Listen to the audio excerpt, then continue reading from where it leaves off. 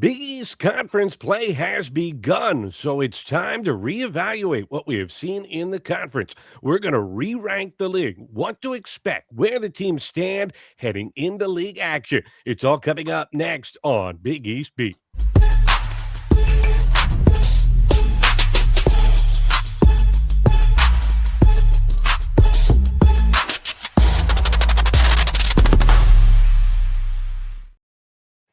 Hi, everybody, and welcome to Big East Beat. We are part of the Big East Energy Network. I'm Matt Janus of the Holy Nova podcast, joined by my co-host on that fine program, David White, and, of course, Bryan Webster from Pirate Vibes. And, guys, we are three dads in the thick of the holiday season, and somehow, of the three of us, I'm the only one that's sick. I can't figure that out. What do you guys do? What's your secret to avoid all these germs from your kids?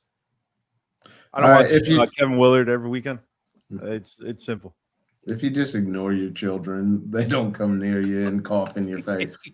Just let them play. Wow. Okay. On that happy note, we want to make sure that we ask you to please like the videos, even in spite of David White's iffy parenting advice. It helps us get in front of more Big East fans in the algorithm. And leave a comment in the section below. Tell us what you think about this league as we pivot into the thick of conference play. It is so exciting to finally be here. We're going to get the matchups that we all pine for all off season long.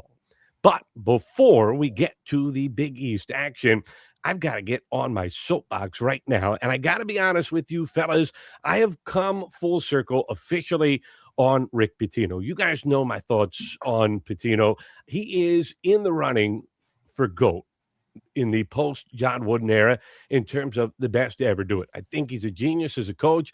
I think his ability to go from stop to stop to stop and win no matter where he is incredible. But we have seen so far this season the type of things that also mean he never stays in any one spot for any type of extended stretch of time. In the offseason, he was the guy that started all the conversation of should the Big East and the ACC merge. That was a topic we weren't hearing much of. Then suddenly Rick Pitino starts to talk about it, and it was a centerpiece of the conversation for a month, not necessarily something the Big East needs. Then he was talking about his situation with St. John's coming into the year. Don't necessarily understand the reasoning for that. Here's a guy that was on top of the world in New York. He had Madison Square Garden by the cojones. Everybody was in love with him. He was having his renaissance, and yet he's still there complaining on the ether about things that he isn't necessarily all that happy about. And then this week, talking openly as we're about to shift into Big East play in a year where the league has really struggled to get those wins that they were in so desperate need of achieving in non-conference action, about the fact that UConn is likely not going to be here all that long.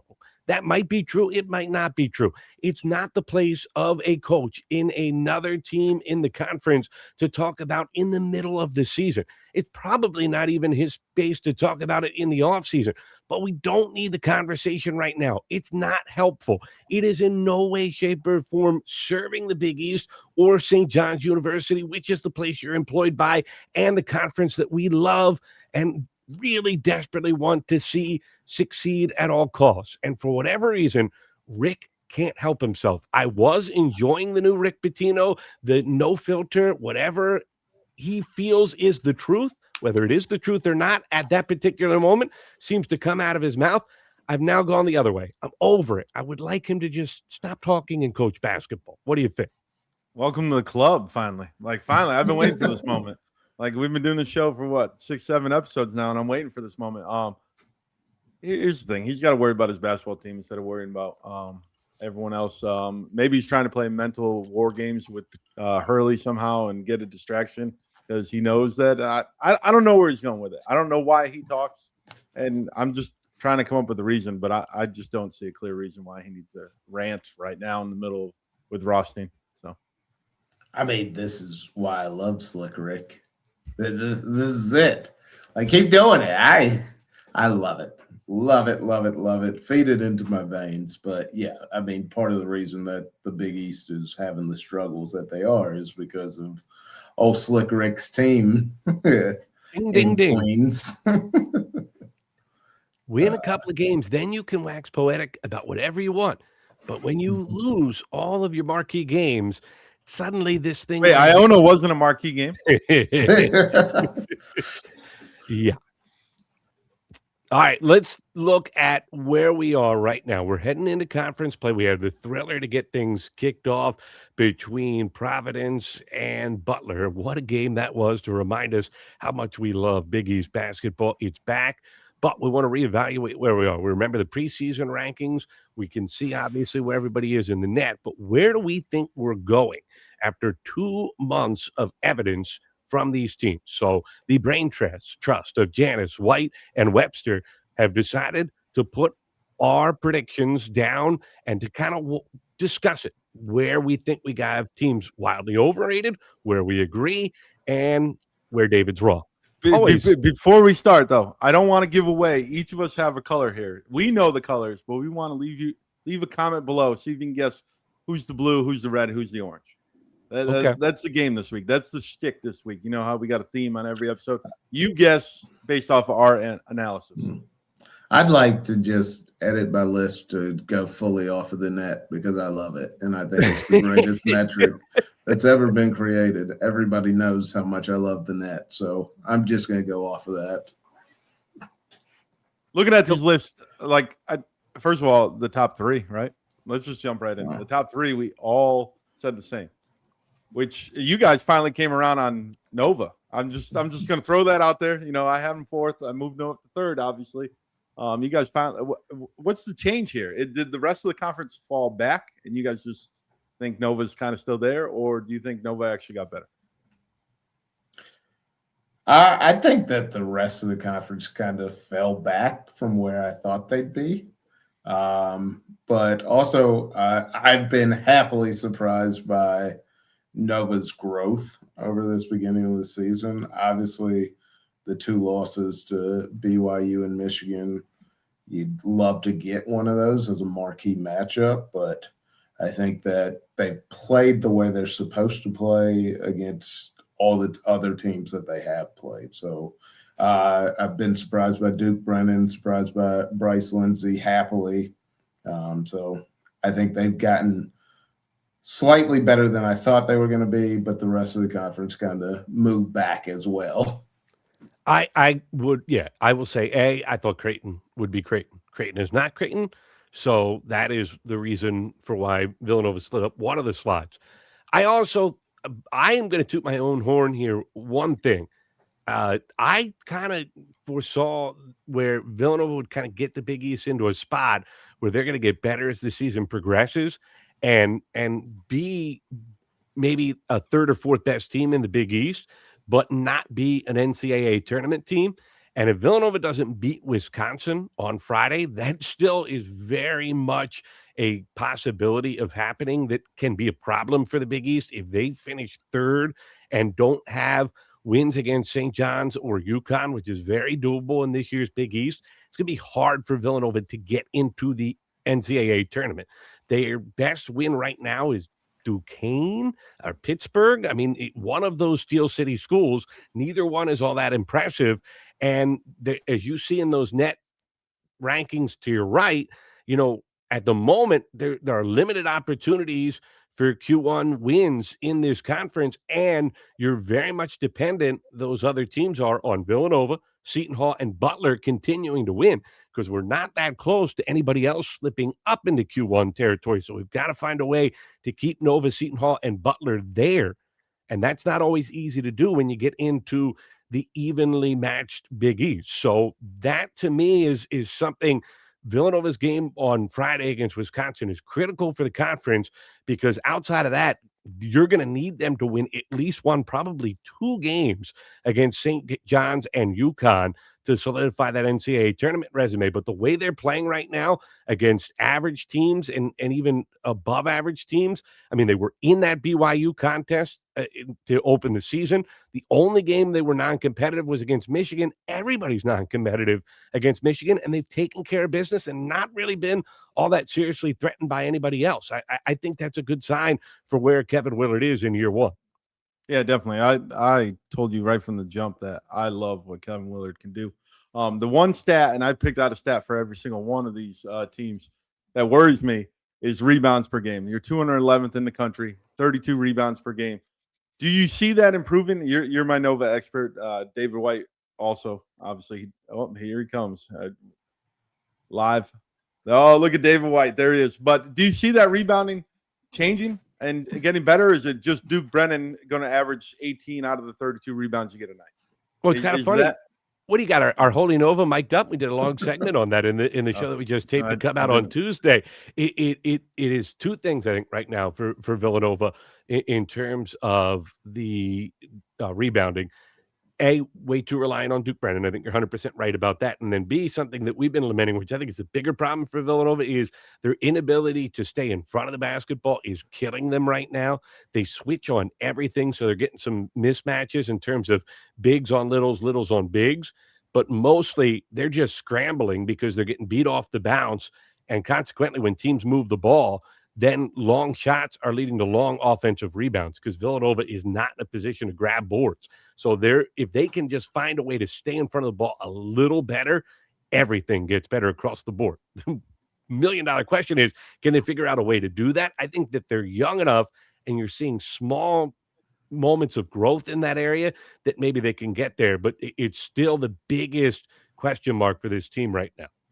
Do you guys think you guys have enough presence in the paint? Because like your leading shot blocking guy is Tafarfe Gapare. I haven't even seen him play a game yet. He leads the team in blocks. Are you guys good enough right up in front of the rim? Because obviously that's Big East. That's a Big East trademark, right?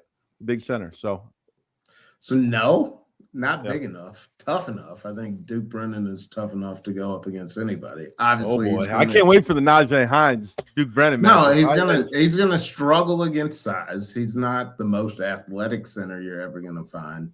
P.S. I think my computer got mad at me for saying something nice about the net and decided, I'm just gonna shut down because that was not right. But Duke Brennan, he's a tough kid. He's gonna battle for every rebound. So I think his toughness gets them closer. It doesn't put them over the top. It doesn't put them anywhere close to where they need to be in terms of size to really compete in college basketball. But I think it is a weakness that can be overcome. They have no rim protection. I agree with David. Right. And I do think that will be their Achilles heel that costs them games. But I don't know if this is a Big East that does you in this year. But it makes it harder to beat St. John's and UConn, which, again, goes back to my earlier point. They're going to have to do that here if they don't beat this Wisconsin team on Friday night. Fair enough. Let's touch on UConn and St. John's before, because obviously no one has to figure those two out for us. St. John's, what do you guys think of St. John's right now? Because I'm kind of torn with them. Like, I don't know if I'm impressed with them. I know their net ranking's good at 24. I don't know. I haven't seen them beat anyone, so I think that's part of it. But they got a big opportunity here this week with Kentucky. For me, I feel like St. John's was second more because I just didn't feel like there was anybody else to put in that slot. I feel like I'm kind of down on St. John's. Just like you said, they haven't really beaten anybody. We'll see what they do against Kentucky, a Kentucky team that is reeling right now. So I was going to say, are we counting that as a good win? Yeah, I mean, Kentucky seems to be all out of sorts right now, but I assume they're going to come out and play hard. But I think it was more what St. John's can be carries the day versus what they actually are right this second. Also, let's put it into the prism, and we're re-ranking the teams from where we saw them at the beginning of the year. They don't look like the Final Four contender, at least right now, that we were hoping they would be coming into the year as a league collectively, and we thought they had the possibility of becoming, not Bryan, but everybody else. What they do look, though, to me, is right around where their net ranking is. I mean, yes, they lost those 3 games against elite competition. They were all close games. They had a chance to win all of them. Those are good basketball teams. Those are second-round, Sweet 16 type of games. You get the opportunities against lesser teams. They're winning them, and they're winning most of them by wide margins. No sweat whatsoever. I still think this team is going to get better as the year progresses. That's what Rick Pitino teams do, but they have some vulnerabilities. Their defense, while improving over the course of the year, still is not the strength we thought it might be coming into the season. And At times their rebounding disappears, which isn't great, and their offense gets a little stagnant late in games because they don't have a natural facilitator. All that being said, if Osiah Sellers is going to continue to develop his game and get better and better offensively, that gets you that secondary scorer, the balance offensively, and maybe you win some of those close games down the stretch that you weren't winning early in the year. I know, David, you logged off because of the net ranking malfunction with the computer, but I have a stat. My stat for St. John's is 13 turnovers per game. They're 1.5 more turnovers than any other team in the conference right now. They got to develop a point guard. I know Rick says you don't need a point guard, and I'll keep hitting that. But when you lead, Marquette has less turnovers than you, okay? Yeah. Marquette has less. That's a problem. DePaul has more turnovers than you. And it's not even close right now. They have to be able to take care of the ball, and hopefully they get it right against Kentucky and then can turn around, because right now they're closer to Seton Hall than they are UConn in the net rankings. Do you see them being closer to Seton Hall than UConn, I guess, at the end of the day? Into the season, no. I mean, I think that they have more talent, and talent's ultimately going to win the day than most of the Big East teams. I don't know what Rick's talking about. You don't really need a point guard. In the history of basketball, point guard might be the most important position. So I'm not sure where he's going there. But no, I think they creep up a little bit in the net rankings, which I love. You guys know that. Before the end of the season, I just think they have way too much talent on that team to continue to lose close games, like Matt said. They're going to pull some of those out. And UConn, let's just touch on it. Are they're a championship contender, right? I know yes, obviously. No, but they're legit. We haven't seen the best of them yet, Brian. Yeah. I mean, that's the scariest part. They're grinding out wins at way less than 100%. Reed, Ball, Caravan have all taken turns stepping up, being the lead guy. I think the offense and defense are both going to get much better, and they're playing so physical right now with as many young pieces and new pieces as they had. I think,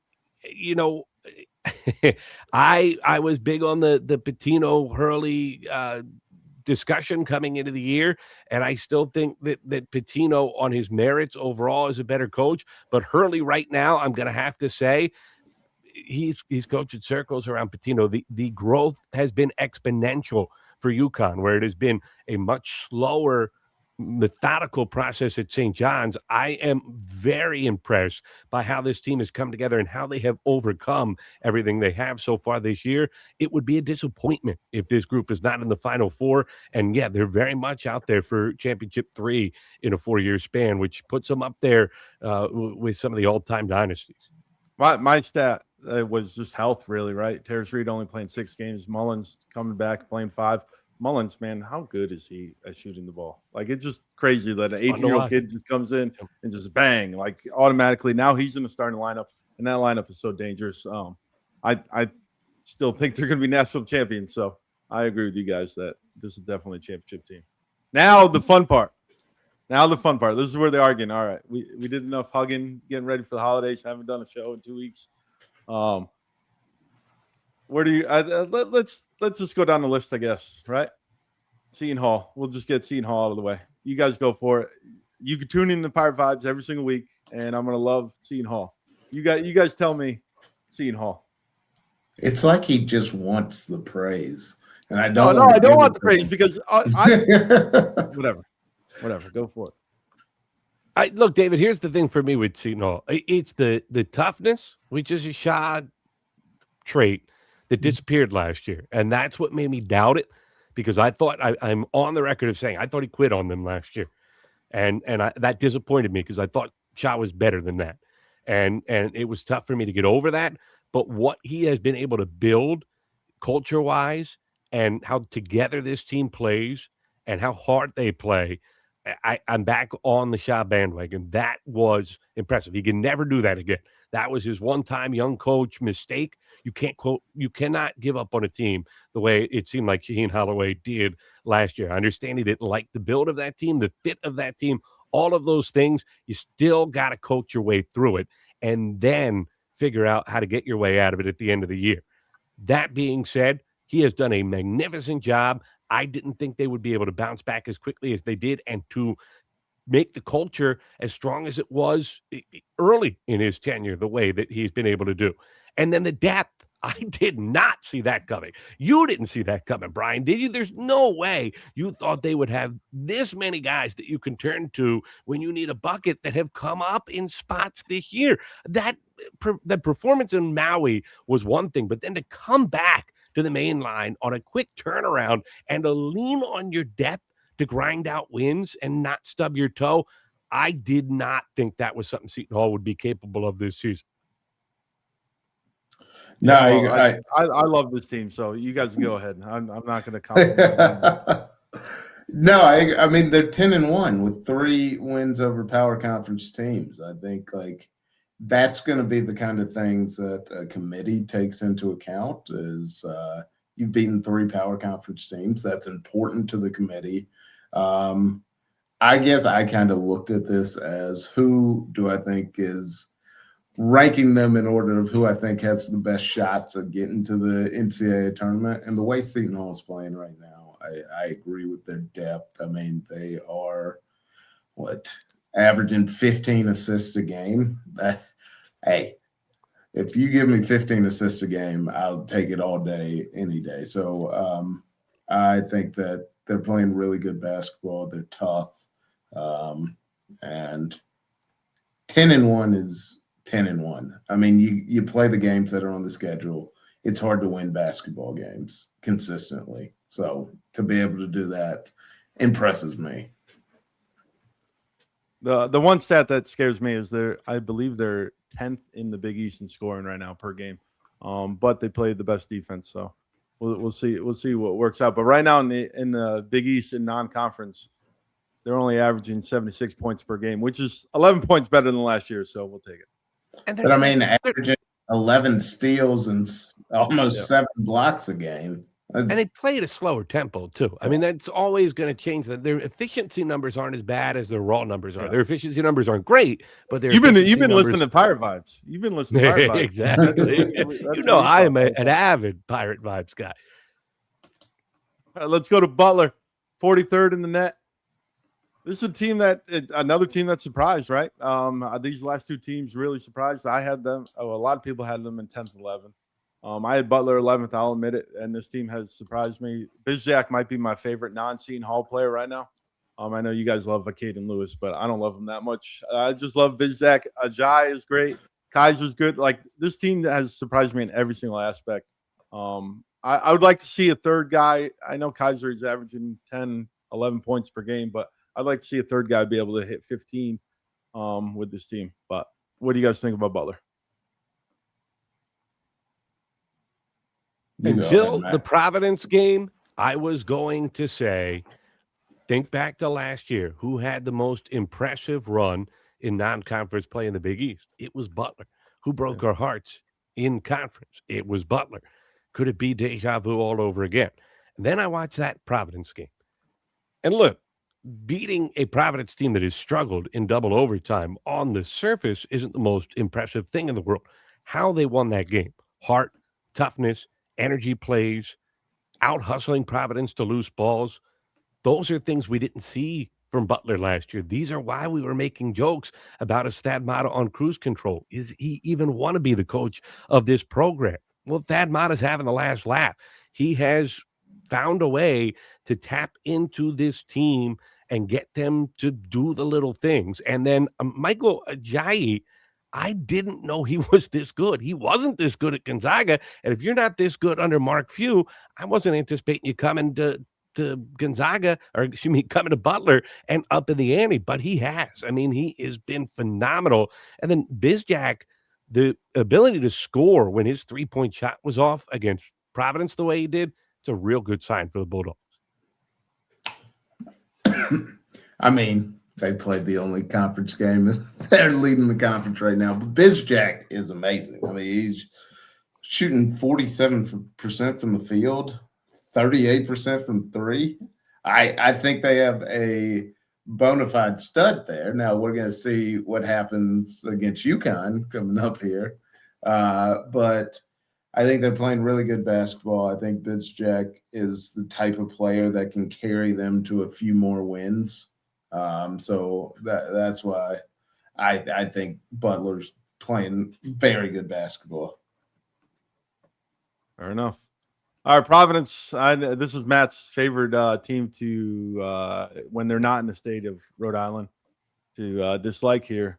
Matt, is 91 really like an accurate ranking of where they are in the country? Do you really believe that? I've white flagged Providence at this point. I don't know. I really don't know. I know they still struggle on the road. They haven't fixed that. They don't look as good at home though either. I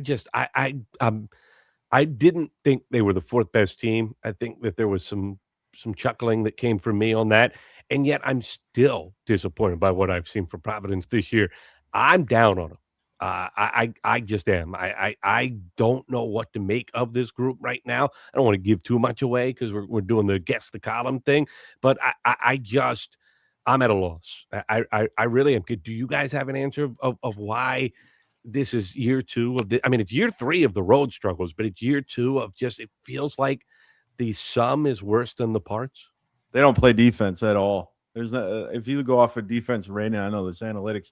There's not one guy near 100 right now.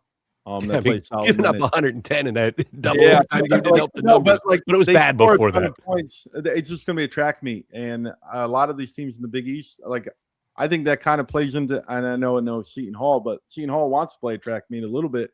They want to put pressure on you, speed up the game on the defensive side, and I think Providence is in trouble. Do I think that the wheels have fallen out? Like the whole problem is underneath 5 on this Big East rankings. I think you could make an argument for anyone finishing in the lower half. Is that correct? Like real low. So like, no. How bad is the defense going to be? That's the question. I mean, Bart Torvik has the defensive efficiency of 194, by far the worst in the Big East. I mean, it's bad. I'm shocked. 91 in the net, but hey, I love the net.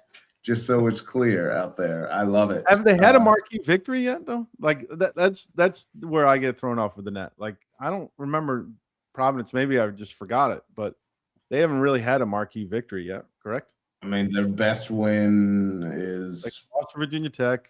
Penn State. I don't know. Yeah. Who that tough Bryce Jordan center, man. You got to be able to win at Happy Valley. Yeah, there's nothing on here that I see that I'm like, yeah, that's a good win. Rhode Island. In the state of Rhode Island. Yeah. This is making Matt's argument. It doesn't matter if that's home or away. It's in the Ocean State, right? Hey, they have taken care of Rhode Island. That's fair. How about let's go to Xavier? See, Matt, I learned Xavier. Nice. Go ahead, Matt. Well done. They win a couple games and you start to give them some credit. This another team. I when they played their first game of the year, obviously, I said this is 13th. I mean, this is the 13th place team in an 11-team league. That was kind of what I was thinking with Xavier. They look that bad. They have looked better since then. Very impressive win in the shootout game against Cincinnati. That's just a special rivalry that I think people outside of that market don't understand the bloodlust between those two fan bases and how it trickles over to the players. But Cincinnati's not good. I think everybody has kind of fallen in love with the Xavier arc, but the Xavier arc was because they lulled everybody to sleep with how bad they were at the beginning, had no place to go but up. I think maybe we've gotten a little carried away with how much better they are. Do they look better? No doubt about it, because they look like an unmitigated disaster to start this season. They're a better rebounding team than I thought they would be, because I knew they had size, but I wondered, would they be able to hold their own rebounding wise? They have. Outside of that, there's still nothing about this team that I look at them and I'm like, oh boy, I really like this. So to me, that's still a bottom of the pack Big East team. But the analytics seem to be in belief, or maybe they just think everybody else is worse. And again, that's the great question in the conference this year is it are we actually thinking that teams are good, or are we just thinking that other teams are worse?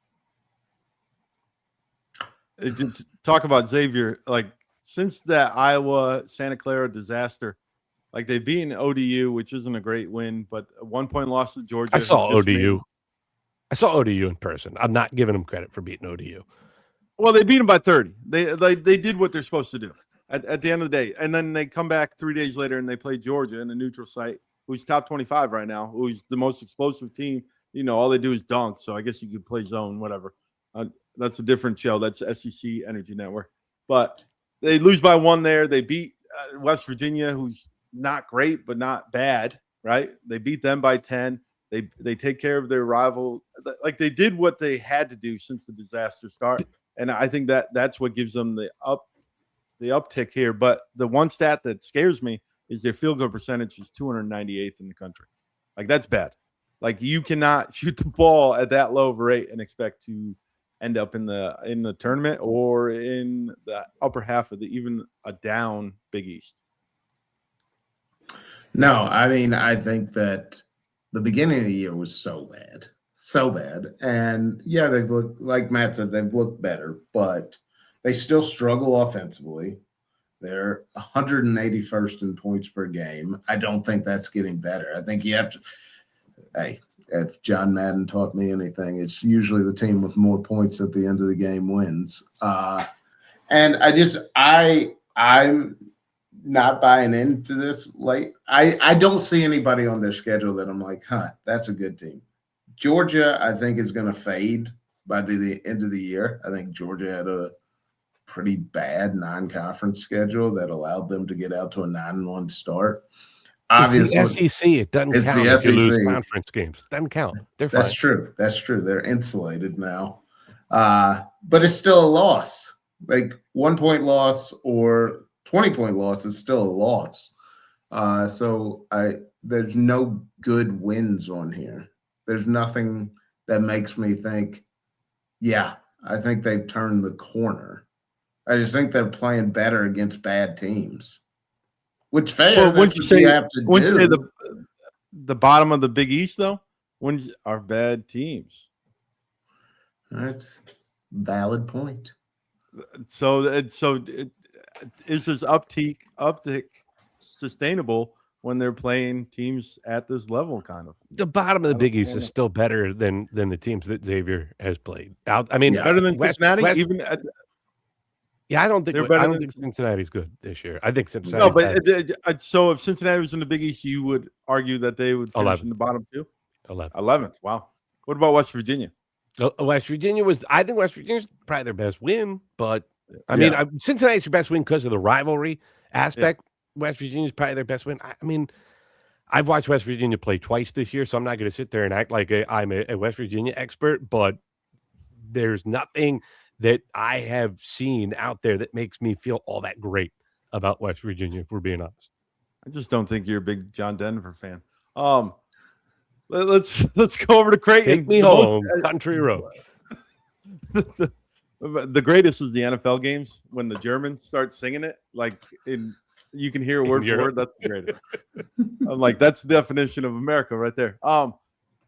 Creighton. Let's go over to one of the more disappointing teams. If Xavier was one of the teams no one knew what to have a read on, Creighton was one of them that we all pegged for third. I pegged them for second, so this has been a huge disappointment for me. I think the biggest stat here is that their offensive rating is in the bottom 3 in the Big East, and that is terrible because Greg McDermott is known as a offensive guy, and I think they have a lot of problems. And watching them play against Kansas State, after Seton Hall just played Kansas State a week before that, I'm telling you right now, Creighton is in a world of hurting, and I would be shocked if Creighton finishes in the middle of the pack. Never mind. I guess that doesn't really give away what color I am, but I would be shocked if Creighton finishes in the middle of the pack. And McDermott should be considered coach of the year if he can get them in the top half after this start. I mean, I think it's going to be hard to get into the top half. I think I probably trust McDermott a little bit more than the bottom half team coaches to figure out the ship. But as we said, after fifth, I think you could kind of throw darts at a dartboard to figure out who you went with. It's sad that they're struggling so much offensively when that was nobody's expectation coming into the year. Do they figure it out? I don't know. We're into mid-December now. They've played a tough schedule too, though. I mean, it's not like they've had just easy sailing in this schedule. I mean, Iowa State, Gonzaga, those are legitimate teams. They are, and credit to them, and they're going to get better. The Nebraska game was the one that really worried me. Scored 50 points. 50 points. Yeah. That was Creighton. Scored 50 points. Josh Dix is the only guy averaging double figures right now for Creighton. And it doesn't feel like a balanced offense. It's not one of those offenses where you're like, oh, everybody can score. It doesn't feel like that at all. It feels like who's going to score? I was the king of the – I mean, how many times did you hear me talk about that they would figure out a way offensively, and then they had some pieces defensively. Owen Freeman, they'd teach him the system. He'd step into what he was capable of offensively at Iowa and then learn how to be a capable defensive big man in Creighton.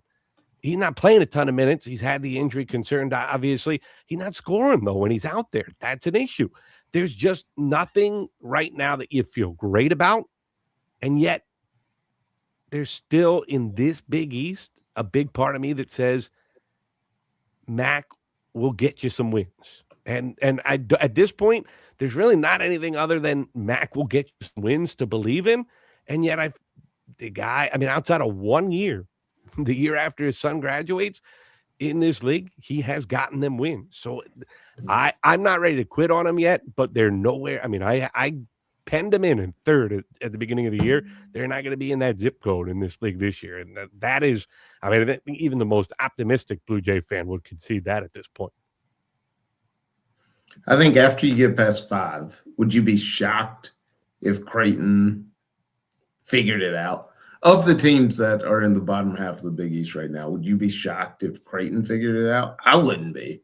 I wouldn't be shocked, but I'm not going to lie and say I wouldn't be a little surprised if they got their way up to 6. They just don't look like it right now. But he's that good a coach. It could happen. Yeah. All right, on to Georgetown, everyone's favorite. Everyone jumped on it. I'm going to tell you right now, I never bought the hype. I don't think Matt bought the hype. I don't know if David did. The stat that I'm going to point out is they have the second fewest 3-pointers per game.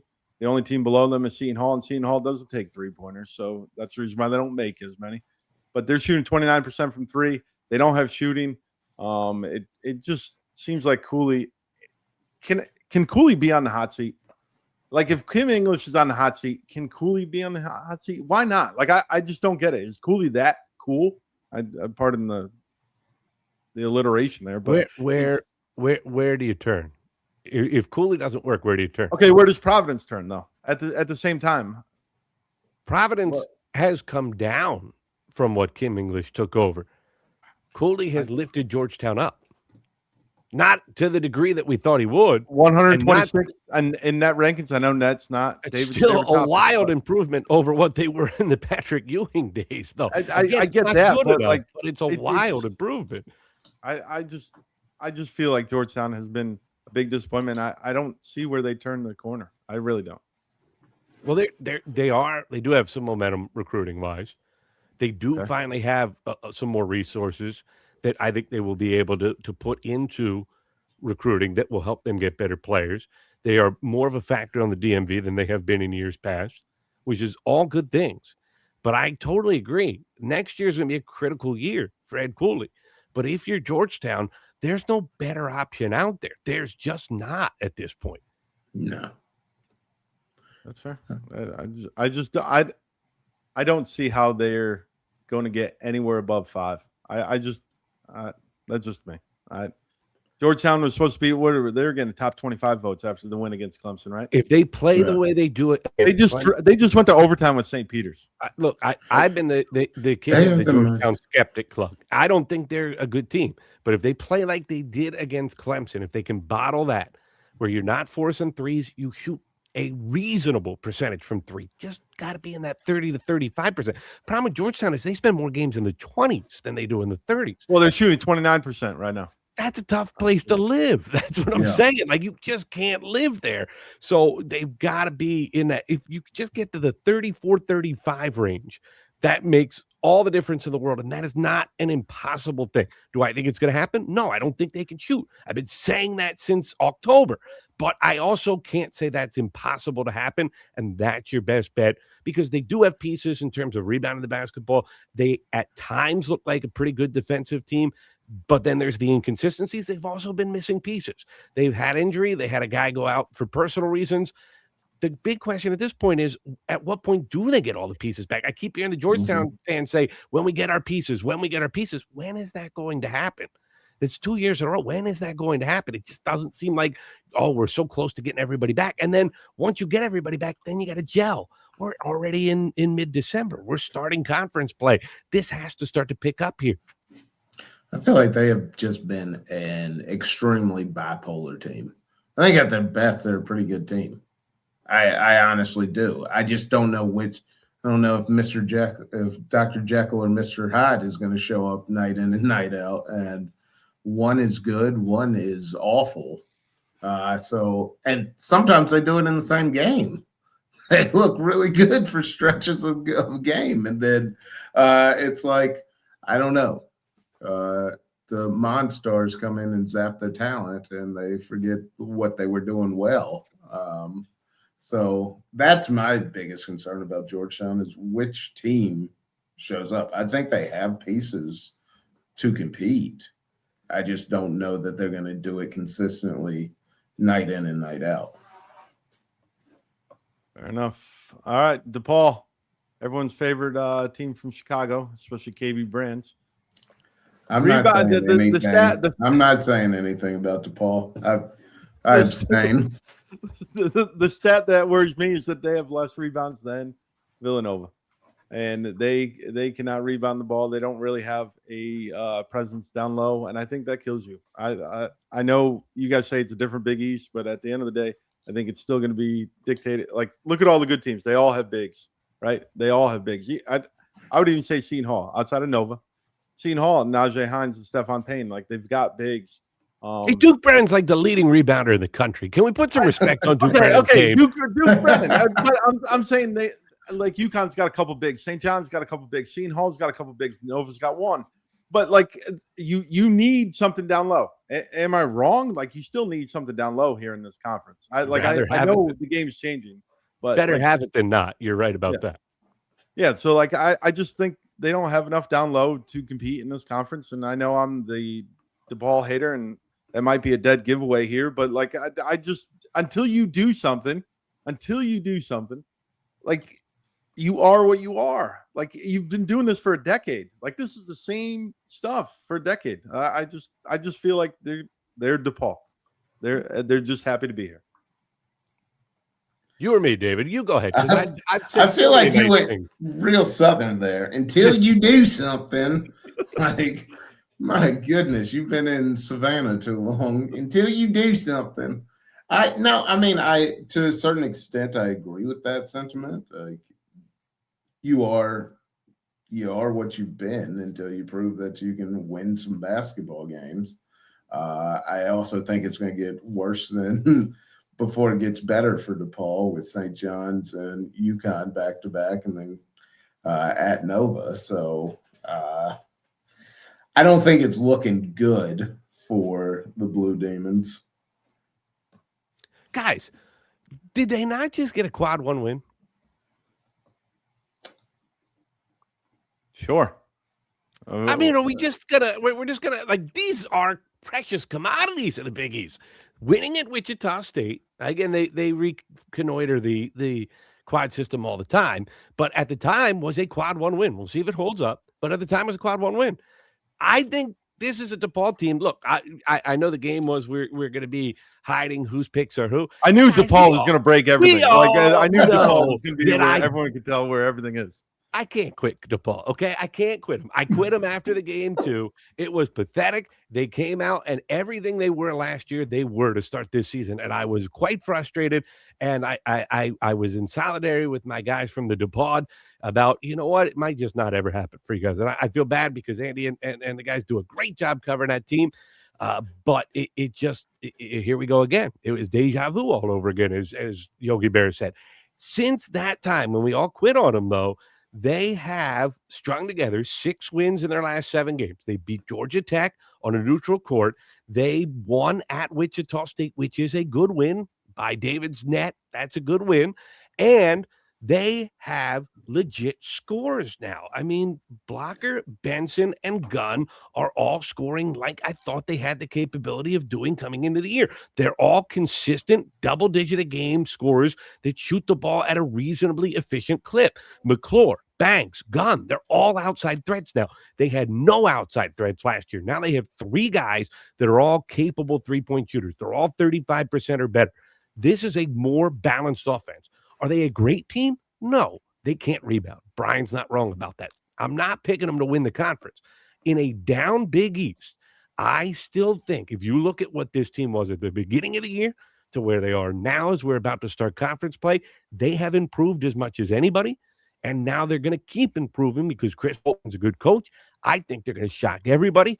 I think they're going to finish. Well, I won't say it. I'm not going to ruin Brian's game, but they're going to finish better than everybody else thinks they're going to.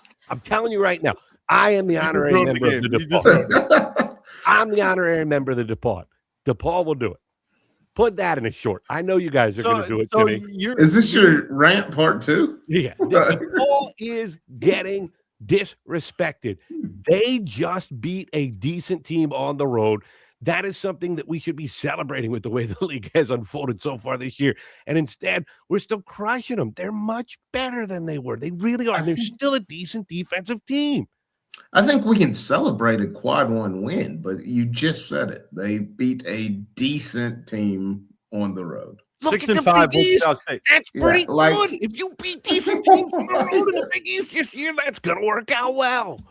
Okay. Wake up my kids. You guys got me so fired up here. Well, my problem is and get them sick. My problem is like the 4-point win over Arkansas Pine Bluff, right?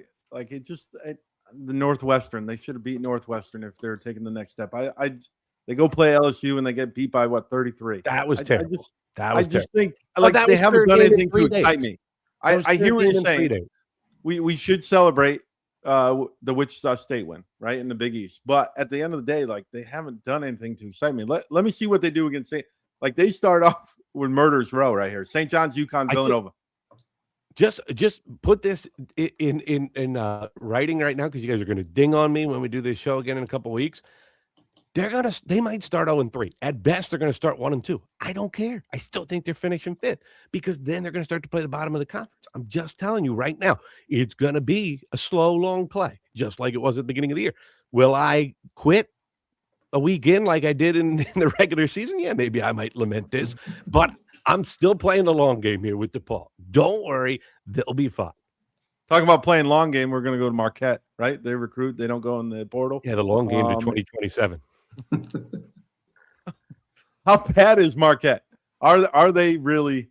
We got them 11th, 10th, and someone put them 7th. How bad is Marquette? Are they as bad as everyone thinks they are? Yeah, I think every time I watch them, to their credit, they played a reasonable schedule. I think they played a harder schedule than a lot of teams in the league, and that's why the net numbers aren't more disastrous than they could be. But they're tough to watch, man, and I don't see them getting any better. That's the issue to me. They just don't seem like they're getting that much better, and they're a team that has familiarity with the system because of his unwillingness to go into the portal. So you would think it would be a steadier build as opposed to whatever path they're on right now. Their identity is lacking. They don't wreak havoc. They don't create a ton of turnovers. They are lost at times defensively. on offense, you just kind of scratch your head and say, this is ugly. And on top of it all, in games against teams that you feel like that's a good team, but not a great team, they get blown out. That's a problem. That, to me, is how you end up struggling in the Big East, because I don't think the Big East has a lot of really good teams this year, but I do think they have a ton of teams that are somewhere from just below average to above average. And if you're getting blown out by above average teams, you're not going to have a lot of success, it would seem to me, in this conference, because there's just no ridiculous underbelly that you're going to get to face. DePaul's better than they have been in years past. Xavier's not the disaster we feared they might be coming into the year. Seton Hall has wildly overachieved. Who is the patsy? They don't exist. There's not a lot of top end, but the bottom end is better than you're going to see in other leagues. And last thing is bad for the Big East, man, because Marquette is a tough place to play. They're going to get a Seton Hall, a Butler, or a Villanova, and it's going to be a quad 4 loss, man. It's going to be a quad 4 or maybe quad 3 if they string together a few Big East wins. It's going to mess up somebody's resume. And that is the thing that's tough about the quad system, because when you get in a conference play, a team that got off to a slow start like Marquette is going to wreck somebody's resume.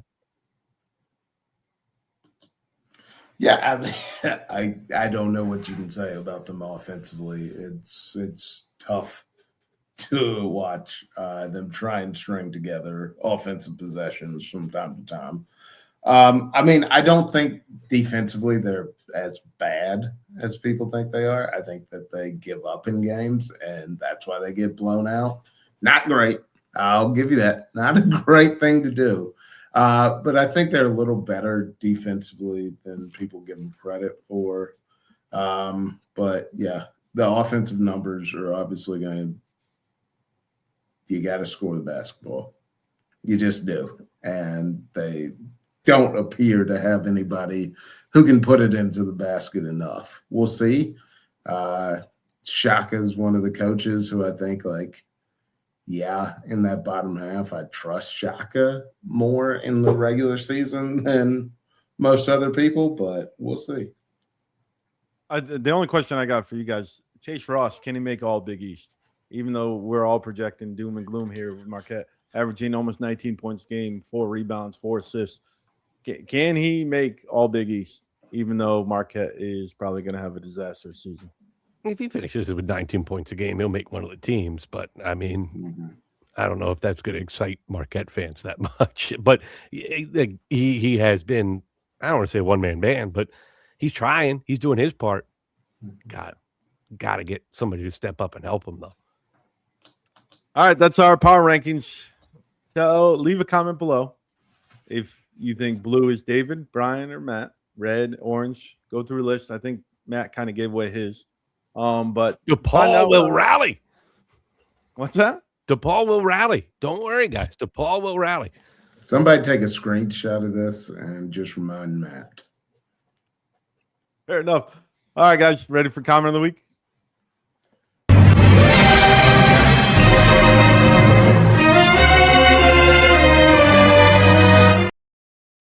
Comment of the week. It's not KB Brand. So, David White, I'm going to let you read this one because it's not KB Brand, not someone attacking you. I'm going to give you the comment of the week right now. All right, here we go.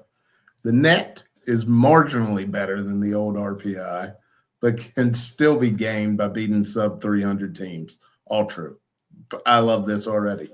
The newest benchmark, wins above bubble, is unfathomable. Whatever the ranking criteria, it often comes down to who's in the room when the final 8 teams are chosen. And this does, but they use these stupid metrics to hide behind who they choose. Like I agree that it comes down to who's in the room. The problem is the room has said, we're going to use net. We're going to use wins above bubble.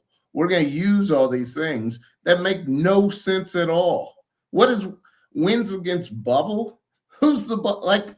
How did somebody? I think that was a shot at Carolina, right? I think that was a shot at Carolina. If you really read this comment, that's the reason why I gave it to you. But it's a Notre Dame thing, right, from the playoff, right? It's who's in the room. This comment was from before Notre Dame too. That's I mean, impressive. They saw the future. Like at the end of the day, it is who is in that room when it comes down to those Final Four teams or last four in. And I think no matter what they say that they're going to use net wins above bubble, they're just going to use whatever stat makes their argument for them. That's basically what they're saying. Yeah, and what matters, what carries the day often are those wins against power conferences. That's why I think Seton Hall has actually set themselves up well with 3 wins over power conferences, because most of the guys in the room are from power conference schools. You have the mid-major conference commissioners and obviously the mid-major ADs, but the majority is made up by the power conference schools. So they care about those wins. I can even deal with that. It's not right. And it has become too overt, which is my problem. Like, it used to always be an issue, but you couldn't necessarily tell what everyone's agenda was. It's becoming easier and easier to figure out the agenda when you watch these committees make these selections.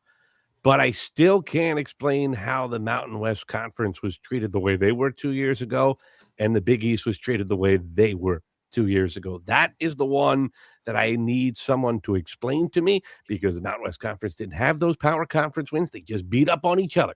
Somehow, one person in the room convinced everybody else in the room that the Mountain West Conference was actually a really good league. And that's the type of thing that these metrics are supposed to guard against happening. And instead, they use these metrics as an excuse to let that not only happen, but then snowball into something bigger than I think even the guy that was talking him into how good the Mountain West Conference was could have possibly envisioned. That was preposterous. Mountain West Conference got as many bids as the ACC and the Big 12 that year.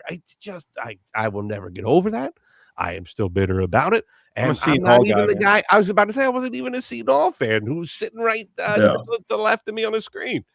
Well, I mean, the net can be gamed. The Big 12 did it. What was that 2 or 3 years ago? They didn't play tough schedules, but they gamed the net. Yep. And they won against sub 300 teams by 30 points. And that helps you.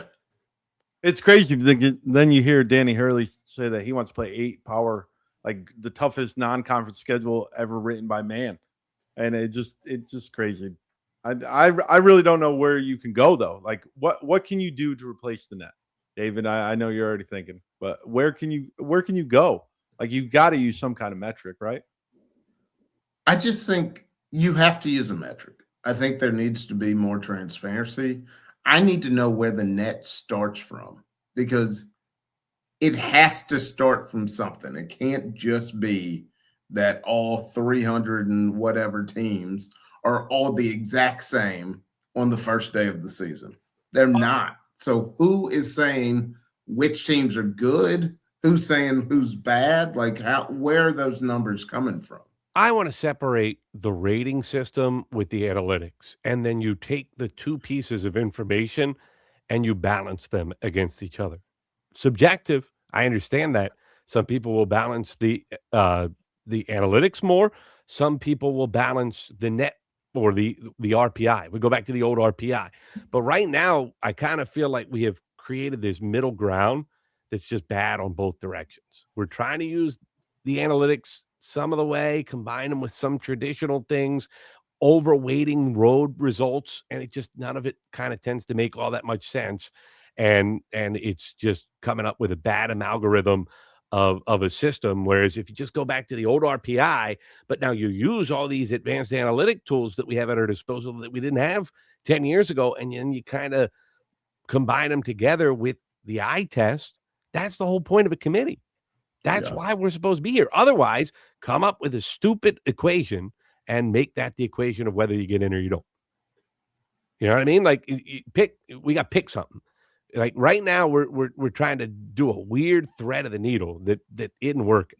So either go all in on computers, use computers with analytics, and then your eyes to kind of combine the three, or just pick random teams that you want to get in. and which is kind of the direction it feels like. Like Joe Lunardi picked the stinking tournament. I mean, that's it's getting so ridiculous. It feels like that's the direction we're starting to move. Yeah, no, I agree. And not to get Matt too riled up, but the eye test, I think it's going to be important. I mean, college football is now going through it because they didn't use the eye test. They don't care about didn't the eye use test. the eye test at all. They didn't use the eye test once. Alabama scored 7 points. They're in the metrics. Yeah. But yeah, I mean, to some extent, there has to be. You can't have a team who's just high in the net because they won a bunch of good games in November. That's important, obviously. But if you're fumbling down the stretch, barely beating bad teams, that has to come into play too. Like, I think unless that you're in the SEC, net, then it doesn't count. Yeah, I think the net, like I said, and like Greg Anthony said on the broadcast of the Nova game, hey, it just overweighs. It gives too much weight to games played in November and December, and just like January, February, and March are like, those are nice games when every team's getting better. But November and December, that's when you really got to weigh what a team is right out of the gate. Spoken like a true ready to make Dave White's ready to make Greg Anthony the commissioner of college basketball because Greg Anthony. Fair enough. Leave a comment below. You'll be featured on Comment of the Week. KB Brand, we're looking for your rebuttal to David White. Moving on to what to watch for. I picked 5 games. What game are you most excited for, Matt Janus? Well, I'm most excited for Nova Seton Hall because that's going to be epic. But I'll let you talk about that. Nova, Wisconsin is an important game for the Big East. Is a must-win for Villanova. If they don't get that game, the math of getting into the NCAA tournament gets very complicated because you will have 0 quad 1 wins and I believe 0 quad 1 or quad 2 wins going into Big East play. It's that type of non-conference schedule for Villanova. So now all of a sudden you're either going to have to go, a preposterous 16-4 in the Big East or win multiple games against UConn and St. John's in order to get into the NCAA tournament. Those are both tall tasks. If you beat Wisconsin, now all of a sudden you can go 13-14 Big East wins, steal 1 from UConn St. John's. I think you'll be okay. David, which game are you excited for? I mean, I'll let Matt have Nova, Wisconsin. I mean, I guess for the Big East, the next biggest game is going to be St. John's at Kentucky.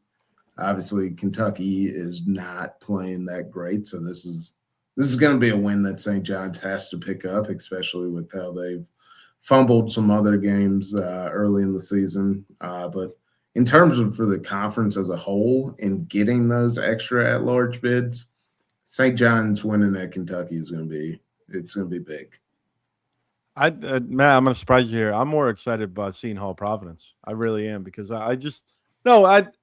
one game at a time. You go every day 1-0, right? Like just one game at a time. Seton Hall Providence is the next, and I think that's a tough place to play. You talk about it all the time in the state of Rhode Island.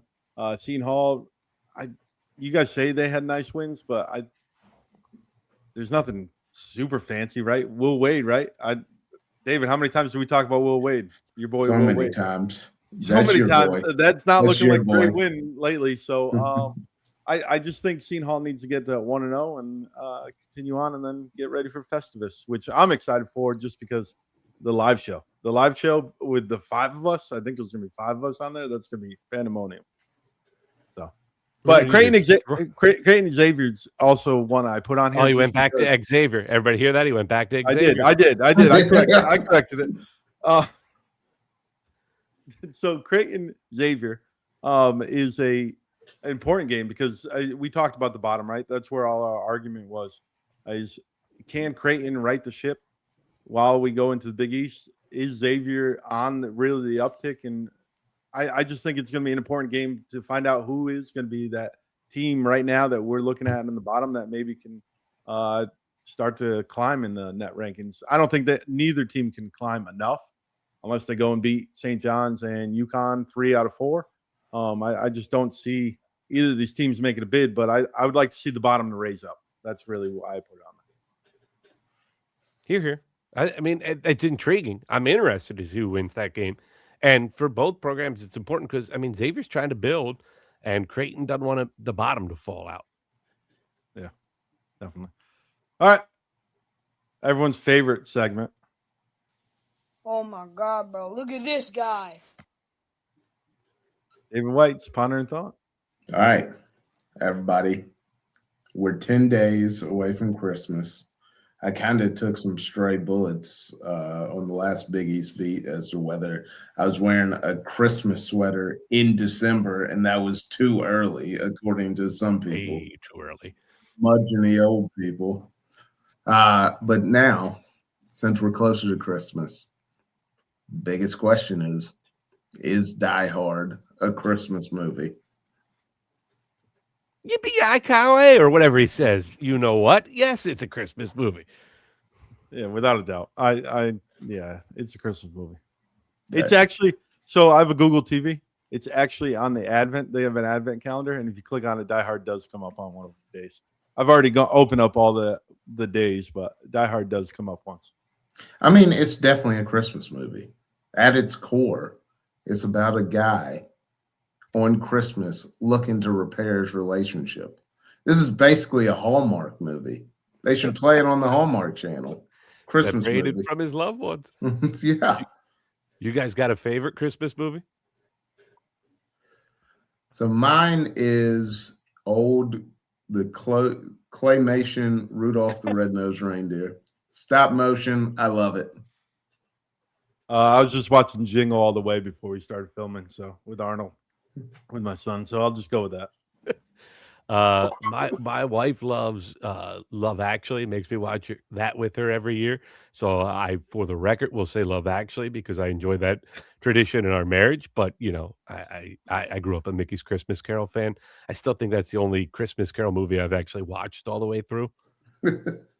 But one other one though, The Man Who Invented Christmas, Under Radar, very good. It's about Dickens writing A Christmas Carol. Very good movie. Most people don't even know it exists. Recommend. There's my. How old is it? Just a few years, like 4 or 5 years. Oh, okay. Who stars in it? Anyone? Anyone we know? Nobody of note. Nobody of note. I've never heard Brian, of it. have you ever heard of this movie? No, In your life? I'm not a Christmas movie like savant. Like I don't know what's going on. Homework assignment. You guys watch this movie. You can rip me to shreds, but I guarantee you, at least one of you, if not both of you, when we reconvene after the holiday, will be apologizing and saying that was a pretty good movie, man. I have to give it to you. What was I it feel again? like Leave it in the comment below if you've seen it, folks. What, I feel say like the title before we again? get The Man Who Invented Christmas. All right. The Man Who Invented Christmas.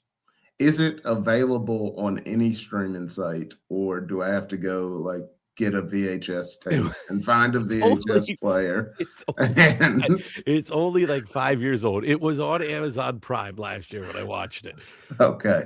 On HBO All right. Max. I just looked it up. Boom. HBO Max. Everybody loves HBO Max. Soon to be Netflix 2.0, but you know. Yeah. Okay. All right. I feel like before we get ripped in the comments, we also have to mention that Elf is a great Christmas movie. So don't come at us in the comment section. Looking at you, Katie, Brand. I don't love Elf. That's not my What? What? I don't love Elf. No. All right. And that's the end of Biggie's Beat. Thank you. Thank you for coming and tuning in. Pull the plug right now.